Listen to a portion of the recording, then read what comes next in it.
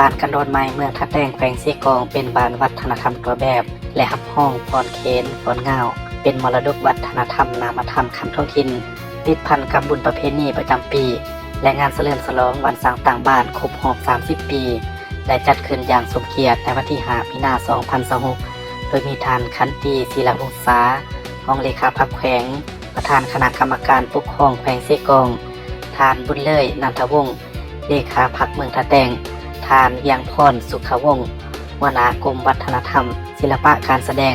กระทรวงวัฒนธรรมและการท่องเที่ยวพร้อมการนำขั้นสูงของแขวงเมืองและองค์การปกครองบ้านพร้อมมวลชนเข้าร่วมท่านจันไทคำมณีวงศ์หัวหน้าแผนกวัฒนธรรมและการท่องเที่ยวแขวงซีกองกล่าวว่าท้ายปี 2024 ผ่านมาคณะกรรมการคันแขวงและเมืองทัดแดงได้กำหนดเอาบ้านกันดอนไม้เข้าในแผนการสร้างเป็นบ้านวัฒนธรรมตัวแบบของแขวงซีกองและดำเนินการก่อสร้างเริ่มแต่ปี 2025 เป็นต้นมาจากนั้นก็ได้ลงสุขโยชน์ที่ตามกวดกาตามบทแนะนำเลขที่ 607 ทับทวทลงวันที่ 3 ธันวาคม 2021ว่าด้วยการประเมินครอบครัวและบ้านวัฒนธรรมตามมาตรฐานตัวสิวัตและการให้คะแนนอย่างต่อเนื่องภายหลังจัดตั้งปฏิบัติในปี 2022 เป็นต้นมาสามารถผ่านการประเมินได้ 3 ปีต่อเนื่องซึ่งผ่านการจัดตั้งปฏิบัติเวียกงานการสร้างบ้านวัฒนธรรมตัวแบบตามมาตรฐานเงื่อนไข 11 มาตรฐานเห็นว่าบ้านกระโดนไม้สามารถบรรลุได้ตาม 11 มาตรฐานฉะนั้น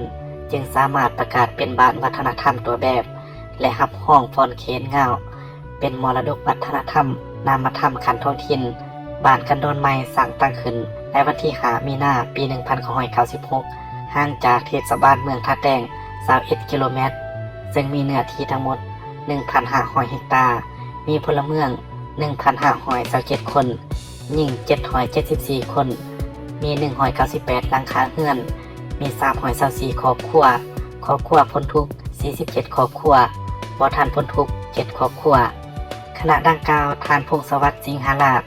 รองเลขาพรรคเมืองประธานคณะกรรมการปกครองเมืองทัดแดงมีคำเห็นว่าการประกาศรับห้องบ้านวัฒนธรรมตัวแบบและรับห้องเอาบทฟ้อนเขนเงาเป็นมรดกวัฒนธรรมนามธรรมคันท้องถิ่นติดพันกับงานเฉลิมฉลองวันสร้างต่างบ้านกันดอนไม้ครบรอบ30 ปีวันที่5 มีนาคม ปี 1996หาวันที่5 มีนาคม 2026แม่นการสรุปดีราคาการจัดตั้งปฏิบัติมติ25 ทับกมสพว่าด้วยการเพิ่มทวีการนำพาของพรรคต่อเวียกงานวัฒนธรรมในระยะใหม่พรรคเฮาได้นำภาษีนำการสร้างและเสริมขยายความสิวิไลทางด้านวัฒนธรรมให้เป็นพื้นฐานแห่งชีวิตสังคมของชาติลาวโดยสวมใส่ดำเนินวิทยาการศึกษาอบรมสร้างคุณค่าวัฒนธรรมที่ก้าวหน้าและแบบแผนดำรงชีวิตที่สดใสสร้างบ้านวัฒนธรรมที่มีลักษณะศาสตร์ลักษณะมหาชนและลักษณะก้าวหน้าที่ติดพันกับการปฏิบัติ2หน้าที่ยุทธศาสตร์ปกปักรักษาและสร้างสรรค์พัฒนาประเทศชาติและการประกาศบ้านกระโดนไม้เป็นบ้านวัฒนธรรมแบบอย่างครั้งนี้ยังเป็นบ้านวัฒนธรรมแบบอย่างทำอิฐของเมืองทัดแดงแขวงซีกองทั้งเป็นบ้านแบบอย่างบ้านทำอิฐของสาธารณรัฐประชาธิปไตยประชาชนลาว